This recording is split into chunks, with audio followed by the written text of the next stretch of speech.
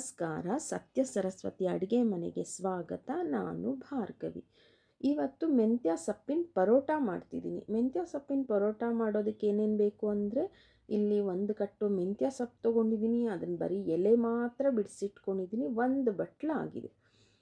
ಮತ್ತು ಇಲ್ಲಿ ತುಪ್ಪ ತೊಗೊಂಡಿದ್ದೀನಿ, ಇಂಗು, ಸಾಸಿವೆ, ಮತ್ತು ಇಲ್ಲಿ ಕೊಬ್ಬರಿ ಒಂದು 4 ಸ್ಪೂನು, ಕೊತ್ತಂಬರಿ ಬೀಜ, ಮೆಣಸಿನಕಾಯಿ, ಕಡಲೆಬೇಳೆ, ಉದ್ದಿನಬೇಳೆ, ಜೀರಿಗೆ.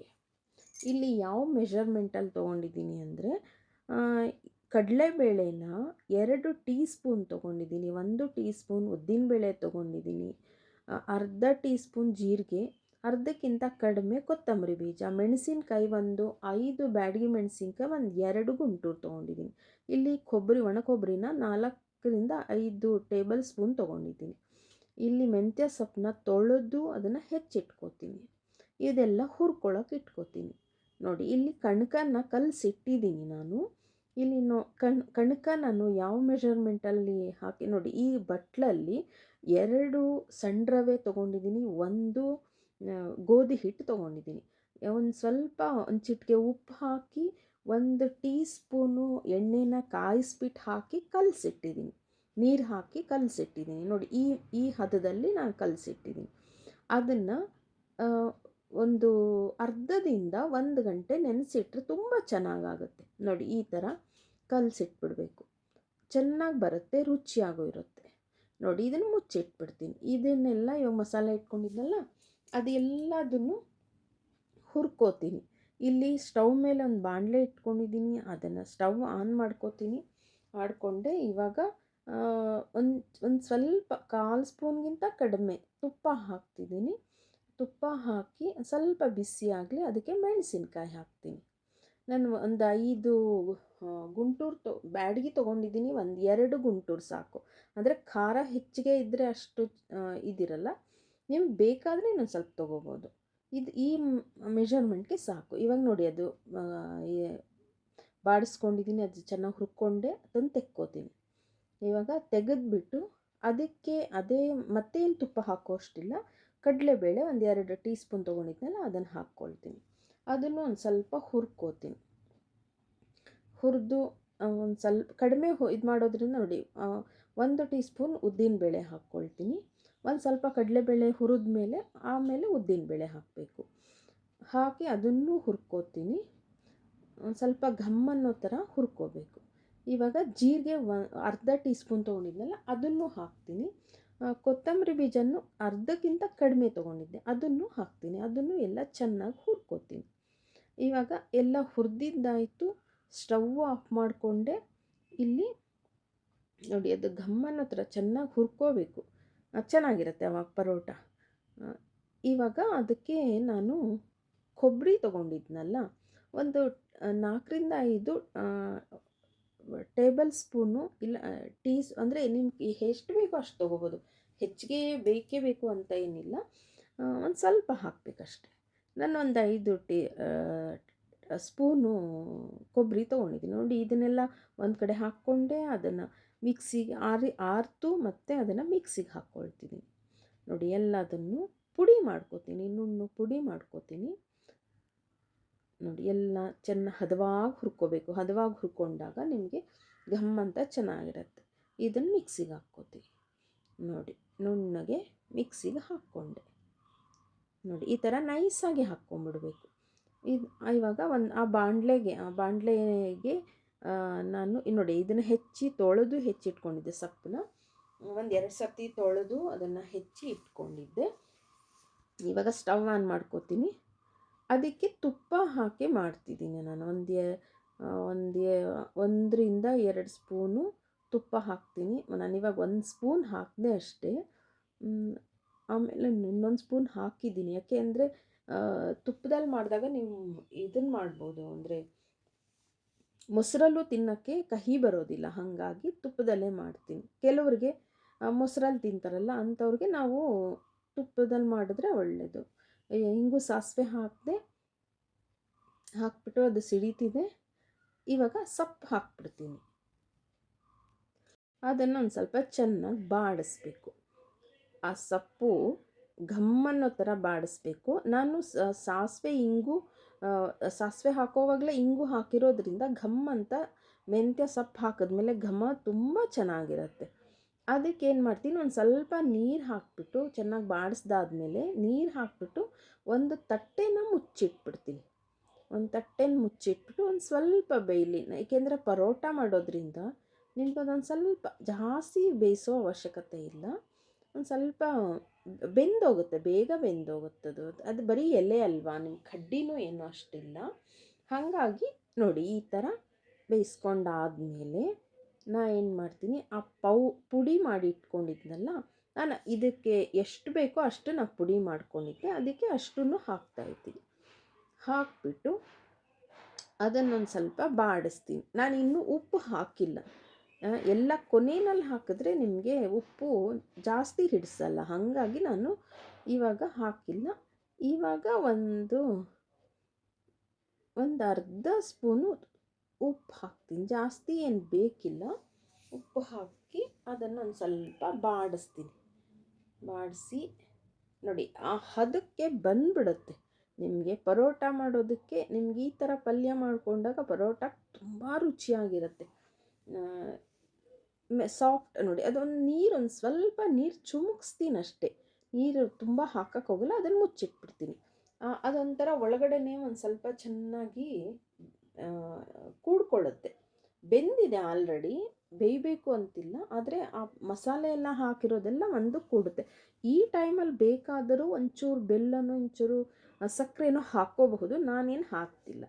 ಇವಾಗ ಆಯಿತು ಪಲ್ಯ, ಸ್ಟವ್ ಆಫ್ ಮಾಡ್ಕೋತೀನಿ. ಈ ಒಂದು ಪಾತ್ರೆಗೆ ಈ ಬೌಲ್ಗೆ ನಾನು ಹಾಕ್ಕೋತೀನಿ. ನೋಡಿ, ಇದು ಪಲ್ಯ ಈ ಥರ ಇದ್ದಾಗ ಪರೋಟ ಮಾಡೋಕ್ಕೆ ತುಂಬ ಚೆನ್ನಾಗಿರುತ್ತೆ. ನಮ್ಮನೆಯಲ್ಲಿ ನಾವು ಯಾವಾಗಲೂ ಇದನ್ನು ಮಾಡ್ತೀವಿ.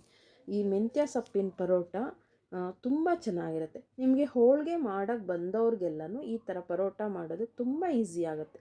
ನೋಡಿ, ಒಂದು ಸ್ವಲ್ಪ ನಿಂಬೆಹಣ್ಣು ಹಿಂಡ್ತೀನಿ. ಅಂದರೆ ನಿಮಗೆ ಒಂದು ಸ್ವಲ್ಪ ಆ ಹುಳಿ ಅಂಶ ಬಿದ್ದರೆ ಒಂದು ಟೇಸ್ಟ್ ಚೆನ್ನಾಗಿರುತ್ತೆ. ನೋಡಿ, ಅದೆಲ್ಲ ನೀಟಾಗಿ ಮಿಕ್ಸ್ ಮಾಡ್ತೀನಿ. ನಿಂಬೆಹಣ್ಣು ಹಾಕಿರೋದ್ರಿಂದ ಎಲ್ಲದು ಮಿಕ್ಸ್ ಮಾಡ್ತೀನಿ. ಒಂದು ಸ್ವಲ್ಪ ಹದವಾಗೇ ನಾವು ನೀರು ಹಾಕ್ಕೋಬೇಕು. ನೀರು ಸ್ವಲ್ಪ ಜಾಸ್ತಿ ಆಗಿಬಿಟ್ರೆ ನಿಮಗೆ ನೋಡಿ, ನಾನು ಮುಟ್ಟಿ ತೋರಿಸ್ತೀನಿ ನಿಮಗೆ, ಉಂಡೆ ಎಷ್ಟು ಚೆನ್ನಾಗಿ ಬರುತ್ತೆ. ನಾನೇನು ತುಪ್ಪ ಏನು ಜಾಸ್ತಿ ಹಾಕಿಲ್ಲ, ಕಡಿಮೆನೇ ಹಾಕಿರೋದು. ನೋಡಿ, ಇವಾಗ ನಾನು ಎಲ್ಲ ಆರ್ತದು, ತಣ್ಣಗಾಗಿದೆ ಪಲ್ಯ, ತಣ್ಣಗಾಗಕ್ಕೆ ಬಿಟ್ಟಿದ್ದೆ. ಇಲ್ಲಿ ಕಣಕ ಆಯಿತು, ಒಂದು ಗಂಟೆನೇ ಆಯಿತು ನಾನು ಕಲಸಿಟ್ಟು. ನೋಡಿ, ಈ ಥರ ಎಲ್ಲ ನಾದ್ಕೊಂಬಿಡ್ಬೇಕು. ಆಮೇಲೆ ಅದನ್ನು ಇಲ್ಲಿ ಒಂದು ಅಕ್ಕಿ ಹಿಟ್ಟು ಇಟ್ಕೊಂಡಿದ್ದೀನಿ. ನೀವು ಯಾವ ಹಿಟ್ಟಾದರೂ ಇಟ್ಕೋಬೋದು, ತೊಂದರೆ ಇಲ್ಲ. ಇವಾಗ ಅದನ್ನು ಒಂದು ಸ್ವಲ್ಪ ಉಂಡೆ ತೊಗೋತೀನಿ. ಕಣಕನ ಒಂದು ಸ್ವಲ್ಪ ತೊಗೊಂಡು ನೋಡಿ, ನಾನು ಲಟ್ಸಿ ಮಾಡೋದನ್ನು ತೋರಿಸ್ತೀನಿ. ತುಂಬ ಈಸಿ, ತುಂಬ ಚೆನ್ನಾಗಿರುತ್ತೆ, ರುಚಿಯಾಗುತ್ತೆ. ನಾನು ಇಲ್ಲಿ ಮೈದಾ ಉಪಯೋಗಿಸಲ್ಲ, ನೀವು ಗಮನಿಸಿರಬೇಕು. ನಾನು ಮೈದಾ ಉಪಯೋಗಿಸಿಲ್ಲ, ಬರೀ ಗೋಧಿ ಹಿಟ್ಟು ಮತ್ತು ಸಣ್ಣ ರವೆ ಉಪಯೋಗಿಸಿದ್ದೀನಿ ಅಷ್ಟೆ ಕಣಕಕ್ಕೆ. ನೋಡಿ, ಒಳಗಡೆ ಹೀಗೆ ತುಂಬಿಡ್ತೀನಿ. ತುಂಬಿಟ್ಟು ಇದನ್ನು ಲಟ್ಸಕ್ಕೆ ಆರಾಮಾಗಿ ಲಟ್ಟಿಸ್ಬಿಡ್ಬೋದು, ಚೆನ್ನಾಗಿ ಬರುತ್ತೆ. ನೋಡಿ, ಆ ಥರ ಇವಾಗ ಅದನ್ನು ಅಕ್ಕಿ ಹಿಟ್ಟು ಒಂದು ಸ್ವಲ್ಪ ಹಾಕಿ ಚೆನ್ನಾಗಿ ಬರುತ್ತೆ. ಲಟ್ಟಿಸ್ಬಿಟ್ರೆ ನೀಟಾಗಿ ನಿಮಗೆ ಪರೋಟ ರೌಂಡ್ಗೆ ಬರುತ್ತೆ. ನಿಮಗೆ ಎಲ್ಲೂ ಕಿತ್ತೋಗುತ್ತಪ್ಪ ಅನ್ನೋ ಇದು ಇಲ್ಲ, ಹೊರಗೆ ಬಂದ್ಬಿಡುತ್ತೆ ಆ ಹೂರಣ, ಆ ಥರ ಎಲ್ಲ ಇಲ್ಲ. ಒಳಗಡೆನೆ ತುಂಬ ಚೆನ್ನಾಗಿರುತ್ತೆ, ರುಚಿಯಾಗಿರುತ್ತೆ. ಮೆಂತ್ಯ ಸೊಪ್ಪು ನಿಮಗೆ ಅದೊಂಥರ ರುಚಿ ಕೊಡುತ್ತೆ, ತುಂಬ ಚೆನ್ನಾಗಿರುತ್ತೆ. ನಿಮಗೆ ಆ ಹಿಟ್ಟಲ್ಲೇ ಹಾಕಿಬಿಟ್ಟು ಕಲಸಿ ಮಾಡೋದು ನಿಮ್ಗೆ ಏನಾಗುತ್ತೆ ಅಂದರೆ ಚಿಕ್ಕವರುಗಳಿಗೆ ತಿಂತಾರೆ, ಆದರೆ ವಯಸ್ಸಾಗಿರೋರಿಗೆ ಅದು ಸಾಫ್ಟ್ ಇರಲ್ಲ ನಿಮಗೆ. ಹಾಗಾಗಿ ನಾನು ಈ ಥರ ಪರೋಟ ಮಾಡ್ತೀನಿ, ಮೆಂತ್ಯ ಸೊಪ್ಪಿಂದು ಈ ಥರ ಪಲ್ಯ ಮಾಡಿ ನೋಡಿ, ಎಷ್ಟು ಚೆನ್ನಾಗಿದಾಯಿತು. ನಾನು ಇನ್ನೊಂದು ಲಟ್ಟಿಸಿ ತೋರಿಸಿ, ನಾನು ಅದನ್ನು ಬೇರೆ ಕಡೆ ಇಟ್ಕೊಂಡೆ. ಒಂಚೂರು ಎಣ್ಣೆನ ಅಂಗೈಗೆ ಇದು ಮಾಡಿಕೊಂಡು ಹೊರಗಿನ ಇದು ಒಂದು ಸ್ವಲ್ಪ ಹೀಗೆ ಪ್ರೆಸ್ ಮಧ್ಯದ್ದು ನೀವು ಪ್ರೆಸ್ ಮಾಡೋಕ್ಕೆ ಹೋಗಬಾರದು, ದಪ್ಪನೇ ಇರಬೇಕು ಮಧ್ಯ. ಇವಾಗ ಆ ಪಲ್ಯನ ಅದರ ಮಧ್ಯೆ ಇಡ್ತೀನಿ. ಇಟ್ಟು ಹೀಗೆ ಕೈಯಲ್ಲಿ ಹಿಂಗೆ ಮಾಡ್ತಾ ಇದ್ದಾಗ ಒಂದು ಬಟ್ಲ ಥರ ಬರುತ್ತೆ ನೋಡಿ. ಬಟ್ಲ ಥರ ಬಂದು ಈಸಿಯಾಗಿ ಮಾಡ್ಕೊಂಬಿಡೋದು. ಅದೇನನ್ನ ಎಕ್ಸ್ಟ್ರಾ ಕಣಕಾಯಿತ್ತು ಅಂದರೆ ತೆಗೆದು ಬಿಡಬಹುದು. ನಂದೇನೋ ಸರಿ ಇದೆ, ಹಾಗಾಗಿ ಹಾಗೆ ಮಾಡ್ತೀನಿ. ಇವಾಗ ಲಟ್ಟಿಸಿ ತೋರಿಸ್ತೀನಿ. ಇನ್ನೊಂದು ಲಟ್ಟಿಸ್ಕೊಂಬಿಡ್ತೀನಿ. ಚೆನ್ನಾಗಿ ಬರುತ್ತೆ ನಿಮ್ಗೆ ಈ ಥರ ಪರೋಟ. ಬೇರೆ ಸೊಪ್ಪು ಇದ್ರ ಜೊತೆಯಲ್ಲಿ ಬೇರೆ ಸೊಪ್ಪು ಹಾಕ್ಬೋದು. ನೋಡಿ ಎಷ್ಟು ಚೆನ್ನಾಗಿ ಲಟ್ಟಿಸ್ಬಿಡ್ಬೋದು. ನಿಮಗೆ ಪಲ್ಯ ಇದು ಮಾಡಿ ಇಟ್ಕೊಂಡ್ಬಿಟ್ರೆ ಬಿಸಿ ಬಿಸಿಯಾಗಿ ಮನೆಯಲ್ಲಿ ಮಾಡಿ ಅದ್ರ ಮೇಲೆ ಒಂದು ತುಪ್ಪ ಹಾಕಿ ಕೊಟ್ಬಿಟ್ರೆ ಚಿಕ್ಕ ಚಿಕ್ಕ ಮಕ್ಕಳಿಗೆ, ನಿಮ್ಗೆ ಅದಕ್ಕೆ ಬೇರೆ ಏನೂ ಇಲ್ಲ, ಅವ್ರಿಗೆ ಬೇಕಾಗಲ್ಲ. ನಿಮ್ಗೆ ಈ ಥರ ಒಂದು ಪಲ್ಯ ಮಾಡಿ ಅಂದರೆ ಪರೋಟ ಮಾಡಿ ಅದ್ರ ಜೊತೆ ಅದ್ರ ಮೇಲೆ ತುಪ್ಪನೋ ಇಲ್ಲ ತುಪ್ಪ ಬೇಡ ಅಂದರೆ ಒಂದು ಮೊಸರು ಕೊಟ್ಬಿಟ್ರೆ ಆರಾಮಾಗಿ ತಿಂದ್ಬಿಡ್ತಾರೆ. ತುಂಬ ಚೆನ್ನಾಗಿರುತ್ತೆ. ನೋಡಿ ಎಷ್ಟು ದೊಡ್ಡದಾಗಿ ಎಷ್ಟು ಚೆನ್ನಾಗಾಯಿತು ನೋಡಿ. ಇವಾಗ ಇದನ್ನು ನೋಡಿ ತವ ಇಡ್ತಾ ಇದ್ದೀನಿ. ಇಲ್ಲಿ ಸ್ಟವ್ ಆನ್ ಮಾಡ್ಕೊಳ್ತೀನಿ. ಸ್ವಲ್ಪ ಬಿಸಿ ಆಗಲಿ ತವ. ಇವಾಗ ಬಿಸಿ ಆಗಿದೆ. ಇವಾಗ ಒಂದು ಅರ್ಧ ಸ್ಪೂನು ತುಪ್ಪ ಹಾಕ್ತೀನಿ.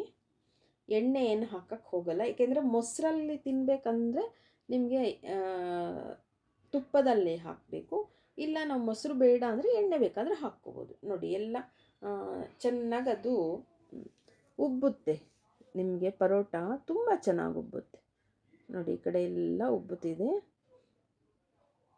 ತಿರುಗಿಸಿ ಹಾಕ್ಬೋದು. ಒಳ್ಳೆ ಒಂದು ನೋಡೋದಕ್ಕೆ ಒಂದು ಹೋಳಿಗೆ ಥರ, ಖಾರದ ಹೋಳಿಗೆ ಅಂತ ಹೇಳ್ಬೋದು. ನಿಮಗೆ ಮೆಂತ್ಯ ಸೊಪ್ಪಿನ ಖಾರದ ಹೋಳಿಗೆ ಅಂತ ಹೇಳ್ಬೋದು. ಅಷ್ಟು ರುಚಿಯಾಗಿರುತ್ತೆ, ಅಷ್ಟು ಚೆನ್ನಾಗಿರುತ್ತೆ. ನೋಡಿ ಇದಾಯಿತು. ಅಂದರೆ ಚೆನ್ನಾಗಿ ಬೇಯಿಸ್ಕೋಬೇಕು. ನೋಡಿ ಇನ್ನೊಂದನ್ನು ಹಾಕ್ತೀನಿ, ಹಾಕಿ ತೋರಿಸ್ತೀನಿ. ನಾನು ಇದಕ್ಕೆ ಇವಾಗ ಒಂಚೂರು ಎಣ್ಣೆ ಹಾಕಿದೆ. ಇದನ್ನು ಇದೇ ಥರ ಮಾಡ್ಕೊಳ್ತೀನಿ. ಮೆಂತ್ಯದ ಸೊಪ್ಪು ಆರೋಗ್ಯಕ್ಕೆ ತುಂಬ ಒಳ್ಳೆಯದು. ಹೊಟ್ಟೆ ಸರಿಗಿಲ್ಲ ಅಂದವ್ರಿಗೆ ಮೆಂತ್ಯ ಸೊಪ್ಪು ತಿಂದರೆ ಆರಾಮಾಗುತ್ತೆ ಅಂತ ಹೇಳ್ತಾರೆ. ಮತ್ತು ಮೆಂತ್ಯ ಸೊಪ್ಪಲ್ಲಿ ತುಂಬ ಅಡುಗೆ ಮಾಡಬಹುದು. ಮೆಂತ್ಯ ಸೊಪ್ಪಿನ ಚಟ್ನಿ, ತಂಬುಳಿ, ಈ ಥರ ಎಲ್ಲ ಮಾಡ್ಬೋದು. ಆಮೇಲೆ ಒಂದು ಮೆಂತ್ಯ ಸೊಪ್ಪಿಂದು ಸಾಂಬಾರು ಮಾಡ್ತೀನಿ ನಾನು. ಹುಳಿ ಥರ ಮಾಡ್ತೀನಿ, ಅಂದರೆ ಅದು ರುಬ್ಬಿ ಮಾಡೋದು. ಇನ್ನೊಂದು ಸರ್ತಿ ತೋರಿಸ್ತೀನಿ. ತುಂಬ ಚೆನ್ನಾಗಿರುತ್ತೆ ಮೆಂತ್ಯ ಸೊಪ್ಪದು. ಇದು ಹಳೆಯ ಕಾಲದಿಂದ ಮಾಡ್ಕೊಂಡು ಬರ್ತಿದ್ದು. ಇದು ಹುಳಿ ಪುಡಿ ಇಲ್ಲ ಅಂತಂದಾಗ ಈ ಥರ ಒಂದು ಮಸಾಲೆ ಹಾಕಿ ಮಾಡೋ ಅಂಥದ್ದು ಎಲ್ಲ ನಾನು ಮಾಡಿ ತೋರಿಸ್ತೀನಿ. ನಮ್ಮ ಅತ್ತೆ ಯಾವಾಗಲೂ ಹೇಳ್ತಿದ್ರು ಅದನ್ನು ಆ ಥರನೂ ಮಾಡು ಅಂತ. ಮಾಡ್ತೀನಿ ಅದನ್ನು. ನೋಡಿ ಎಷ್ಟು ಸಾಫ್ಟಾಗೂ ತೆಕ್ಕೋಬೋದು, ಸ್ವಲ್ಪ ಗರಿ ಗರಿ ಬೇಕಂದರೆ ಗರಿ ಗರಿಯಾಗೂ ತೆಕ್ಕೋಬೋದು. ನೋಡಿ ಆಯಿತು. ಇವಾಗೆಲ್ಲ ಆಯಿತು. ಇಲ್ಲಿ ನೋಡಿ ಪರೋಟ ನಾನೆಲ್ಲ ಮಾಡಿಕೊಂಡೆ. ತುಂಬ ಘಮ ಘಮ ಅಂತಿದೆ, ತುಂಬ ಚೆನ್ನಾಗಿದೆ. ನಿಜವಾಗ್ಲೂ ಹೇಳ್ತೀನಿ, ಮಾಡ್ಕೊಳ್ಳಿ ಎಲ್ಲರೂ, ಚೆನ್ನಾಗಿರುತ್ತೆ.